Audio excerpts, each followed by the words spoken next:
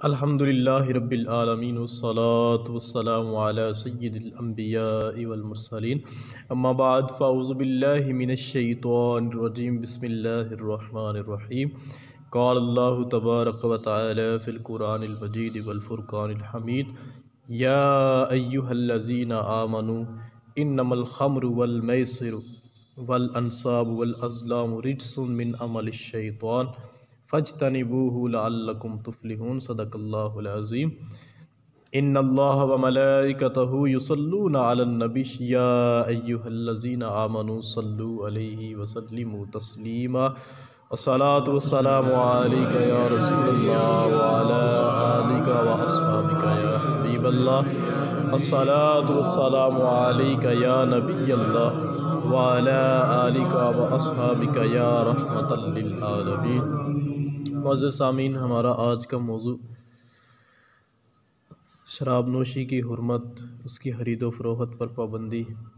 اور اس کے کاروبار کے متعلق اللہ تبارک و تعالیٰ کے اور رسول اللہ صلی اللہ علیہ وآلہ وسلم کے جو سخت احکامات ہیں وہ جاننا ہے۔ اگرچہ یہ ایک ایسی برائی ہے جس سے الحمدللہ و تعالی ہم سب یقیناً محفوظ ہوں گے۔ اس کو بیان کرنے کا مقصد یہ ہے کہ کل کلاں اگر اللہ نہ کرے ہمیں کوئی ایسی آفر ہو جائے یا ہم اس طرف جھکنا شروع ہو جائیں تو تب ہمیں یہ احکامات الہیہ یاد رکھنے ہیں اور اس برائی سے ہمیشہ اپنے آپ کو بچا کے رکھنا ہے۔ سب سے پہلے قرآنی آیت ہے، اللہ تبارک و تعالیٰ نے قرآن مجید فرقان حمید میں ارشاد فرمایا یا ایھا الذین آمنوا انما الخمر والمیسر والانصاب، اے ایمان والو، یہ شراب، جوا اور جوا کھیلنا رجسن من عمل الشیطان، یہ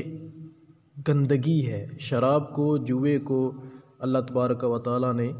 گندگی قرار دیا ہے، من عمل الشیطان، اور شیطان کے کاموں سے قرار دیا ہے۔ آگے ہمیں حکم دیا ہے فاجتنبوہ، ان ساری چیزوں سے بچ کے رہو، لعلکم تفلحون، تاکہ تم کامیابی حاصل کر سکو۔ ایک حدیث مبارکہ ہے جس میں اللہ کے نبی صلی اللہ علیہ وآلہ وسلم نے 3 برائیوں کو جمع کی ہے، اور ان میں ایک برائی جو ہے وہ شراب کی ہے، لیکن 2 برائیاں جو ہیں وہ بھی توجہ کے ساتھ سننے والی ہیں۔ حضرت ابو ہریرہ رضی اللہ تعالی عنہ اس حدیث کے راوی ہیں، فرماتے ہیں رسول اللہ صلی اللہ علیہ وآلہ وسلم نے ارشاد فرمایا لا یزنی الزانی حین یزنی وہو مؤمن، زانی جب زنا کرتا ہے تو اس وقت وہ مومن نہیں رہتا، ولا یسرق السارق حین یسرق وہو مؤمن، چوری کرنے والا جب چوری کرتا ہے تو اس وقت وہ مومن نہیں رہتا،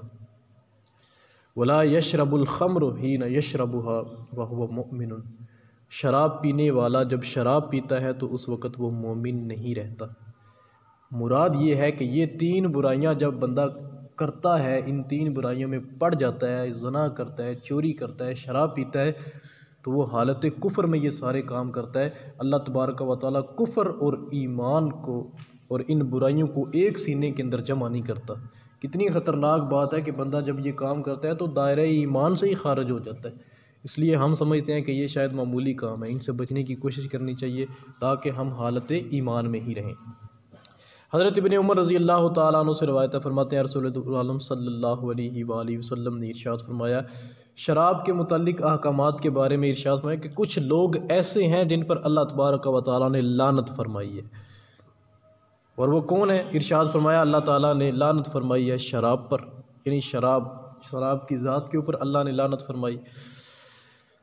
اسے پینے والے پر لعنت فرمائی، اس کو پلانے والے پر لعنت فرمائی، خریدنے والے پر لعنت فرمائی، بیچنے والے پر لعنت فرمائی، بنانے والے اور جس کے لیے بنائی جا رہی ہو اس پر لعنت فرمائی، اور اس کو اٹھا کر لوگوں کے سامنے پیش کرنے والے پر لعنت فرمائی۔ یعنی یہ ایک نفس شراب جو ہے، اس کے سہولت کار، اس کو تیار کرنے والے، اس کو پیش کرنے والے، ان سارے لوگوں کے اوپر اللہ تبارک و تعالیٰ نے لعنت فرمائی۔ اور حضرت ابو ہریرہ رضی اللہ تعالیٰ عنہ کی جو حدیث ہے اس میں ان اللہ حرم الخمر وثمنها وحرم المیتۃ وثمنها وحرم الخنزیر وثمنہ، کہ اللہ تبارک و تعالیٰ نے 3 چیزوں کو بھی اور ان چیزوں کی قیمت کو بھی، ان سے حاصل کیے جانے والے نفع کو بھی اللہ نے حرام قرار دیا ہے۔ اور وہ 3 چیزیں کون سی ہیں؟ ارشاد فرمایا اللہ تبارک و تعالیٰ نے شراب اور اس کی قیمت کو حرام قرار دیا۔ شراب کو بنانا بھی حرام ہے اور شراب کو بیچنا اور اس سے نفع حاصل کیا گیا، جو نفع حاصل کیا جاتا ہے وہ بھی حرام ہے۔ اور ارشاد فرمایا جو مردار ہیں جی، یہ مردہ جانور، یہ اس کا نفس بھی یعنی اس کو کھانا بھی حرام ہے اور اس کو بیچ کے اس کی کمائی حاصل کرنا یہ بھی حرام ہے۔ اور ارشاد فرمایا کہ خنزیر، نفس خنزیر بھی حرام ہے اور اس کو بیچ کر اس کی کمائی کھانا یہ بھی حرام ہے۔ یہ تین چیزیں ہیں جو جن کا نفس یعنی بذات خود وہ چیزیں بھی اور ان چیزوں سے حاصل کی گئی قیمت بھی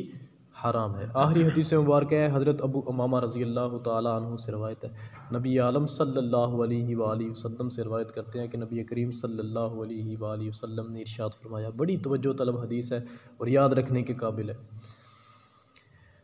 ارشاد فرمایا اس امت میں سے کچھ لوگ کھاتے پیتے اور کھیلتے کودتے رات گزاریں گے،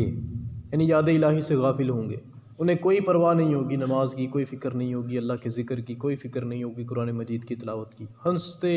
کھیلتے وہ رات گزاریں گے، پھر صبح اس حالت میں کریں گے، استغفر اللہ، پھر صبح اس حالت میں کریں گے کہ ان کے چہرے بندروں اور سوروں کی صورتوں میں تبدیل ہو چکے ہوں گے، اور زمین میں دنسنے اور آسمانوں سے پتھروں کی بارش کا شکار ہوں گے۔ اللہ انہیں زمین میں بھی دنسا دے گا اور ان کے اوپر آسمان سے پتھروں کی بارش بھی کرے گا، حتیٰ کہ دوسرے لوگ صبح کو بیدار ہوں گے تو کہیں گے کہ آج رات فلاں قبیلہ زمین میں دنسا دیا گیا۔ یہ ہمارے بارے میں رسول اللہ علیہ السلام کی پیشن گوئی ہے کہ میری امت کے اوپر کوئی ایسا ایک وقت آئے گا کہ کچھ لوگ اٹھیں گے کہیں گے وہ جو فلاں فلاں قبیلہ تھا نا، اللہ نے اس کو زمین کے اندر دنسا دیا ہے، اور ساتھ یہ بھی کہیں گے آج رات فلاں شخص کا جو گھر ہے وہ اللہ نے زمین کے اندر دنسا دیا ہے۔ ان پر زور سے جو ہے وہ آسمان سے پتھر برسیں گے جیسے قوم لوط کے قبیلوں پر برسے تھے۔ صحابہ کرام نے کہا یا رسول اللہ صلی اللہ علیہ وسلم، یہ اتنی سخت وعیدیں کن لوگوں کے لیے ہیں؟ یعنی رات کو سوئیں گے تو صبح سوروں کی اور بندروں کی شکلیں لے کے اٹھیں گے، اللہ زمین میں دنسا دے گا، اتنے سخت عذاب اور آپ کی امت کے اوپر۔ نبی کریم صلی اللہ علیہ وآلہ وسلم نے ارشاد فرمایا میری ان امت کے لوگوں پر عذاب ان وجہ سے آئے گا۔ کون سی وجوہات ہیں؟ بشربہم الخمر، ان کی شراب نوشی کی وجہ سے، ولبسہم الحریر، ان کی میری امت کے جو مرد ہیں ان کے ریشم کا کپڑا پہننے کی وجہ سے، پھر ارشاد فرمایا واتخاذہم الکینات، اور خوبصورت جو گانے گانے والیاں ہیں ان کے مسلمانوں کے گھروں میں گانے گانے کی وجہ سے، یہ تو عام ہو گیا ہماری جو ایک رسم ہے اس کے اندر، وَأَكْلِهِمْ الرِّبَا،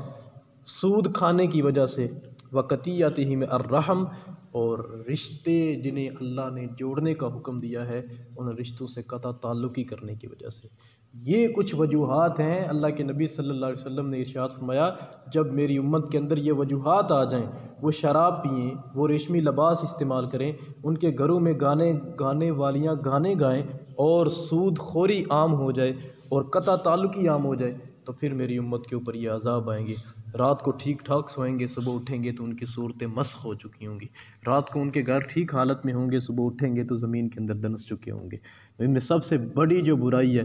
جو احادیث کی روح سے بھی اور قرآن کی روح سے بھی سب سے بڑی برائی جس کو کہا جاتا ہے وہ جو شراب پینا، شراب نوشی ہے۔ اللہ تبارک و تعالی ہمیں شراب نوشی سے بھی اور جن برائیوں کا اس درس کے اندر تذکرہ ہوا ان ساری برائیوں سے بچنے کی توفیق عطا فرمائے۔ وآخر دعوایا ان الحمد للہ رب العالمین۔